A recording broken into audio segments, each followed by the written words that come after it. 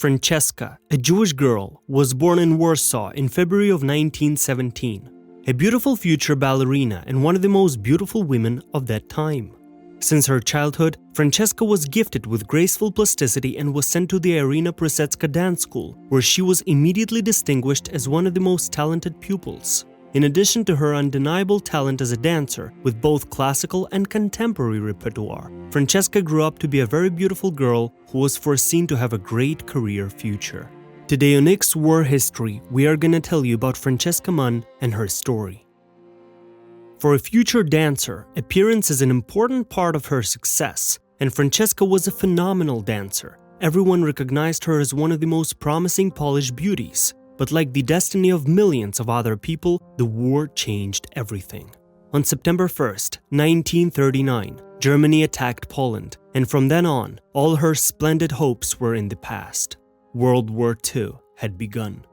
At the time the Nazis entered Warsaw, there were a huge number of Jews in the city. It was impossible to exterminate them all at once or take them to concentration camps, so the Nazis simply isolated the Jews in the Warsaw ghetto, a kind of concentration camp within the city limits. Many memoirs and films have been written about life in the Warsaw ghetto. It was a world of its own, with many fascinating stories. It is way too early to say that everything that happened in the Warsaw ghetto has been fully investigated.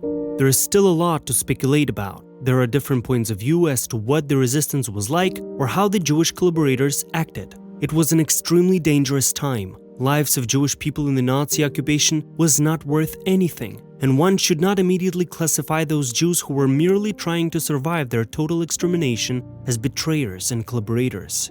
In any case, from this very moment, Francesca Mann's life is enveloped not only by evidence and obvious facts, but also by various speculations. Understandably, the Nazi Germans had heard great things about Francesca's beauty and talent, and she soon found a job at the Melody Palace Cabaret Theater, where high-ranking officers of the Wehrmacht and officials of the German Foreign Ministry apparatus in Poland were frequent guests. And of course, she had many admirers from within the German elite, who gave her all kinds of favors. Depending on the sources, it is not clear whether Francesca lived in the ghetto or in the Aryan part of the city at the time, perhaps both. But what is certain is that she was free to cross the ghetto line and move around the city, which was clearly an exceptional privilege for someone of Jewish origin. And this possibility of moving freely around Warsaw and at the same time visiting the Jewish ghetto made Francesca very attractive to the Warsaw Gestapo, to their provocative schemes and combinations. Of course, the Gestapo was well aware that privileged Jews like Francesca were helping Jews in the ghetto and would most likely sooner or later use their opportunities and connections for more serious help than just food supplies or mailing letters. The Gestapo was no fool, and it is likely that Francesca was under the watchful eye of the Gestapo, waiting either for her mistakes or for her to be used in their manipulations. And such a Nazi provocation followed in 1943, when after the defeat in the Battle of Stalingrad, the fierceness of the Nazis began to mix with the premonition of their logical ending. The Nazis stepped up the extermination of witnesses to their atrocities and did not hesitate to use any kinds of techniques. Back in 1942, they spread a rumor among the Jews of the ghetto that wealthy Jews had a chance to escape safely from Warsaw to other countries. To do this, one had to get a passport from a neutral country such as, let's say, South Africa or Brazil. And, moreover, the Nazi Germans even exchanged about 300 Jews with such passports for their own prisoners to make the rumor of such rescue look most credible. But no official agreement on such exchanges existed. It was a blatantly cynical provocation to expose the Jewish underground and their connections to agents from abroad. The underground took this rumor seriously and established connections and channels for delivering the necessary passports through Switzerland to Poland. And since the number of passports was very limited, the price of one such passport was set at $1,500, which were enormous money at the time. Of course, this whole scheme worked under complete control of the Gestapo, especially given the financial component. The Nazi Germans were not only uncovering the underground, but also uncovering wealthy Jews who had hidden their valuables from the Nazis. But wait, what about Francesca? Apparently, the Nazis had assigned her the role of liaison.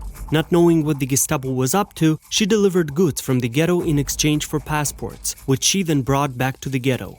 She, like many people at the time, simply fell into this trap. she bought one passport herself in the hope of finally escaping from the clutches of the Nazis. Once there were almost 3,000 passport holders, they were all put on the train that arrived in Auschwitz on October 23, 1943.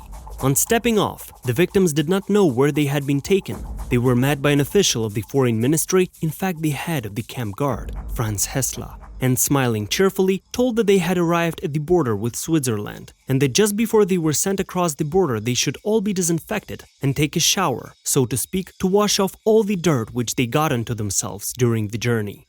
Upon entering the locker rooms of the barracks in front of the gas chamber, however, even the most naive people had no doubts as to exactly what awaited them. The entire group of new arrivals was divided according to gender, and the guards from the machine gunners were not too ceremonious with any of those condemned to death.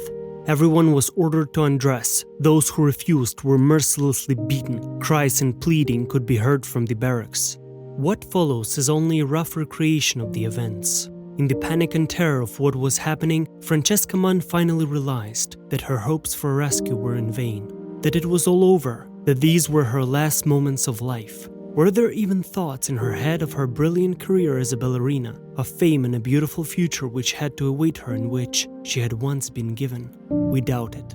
Maybe she was the only woman in the barracks who kept her temper and made her final decision not to surrender.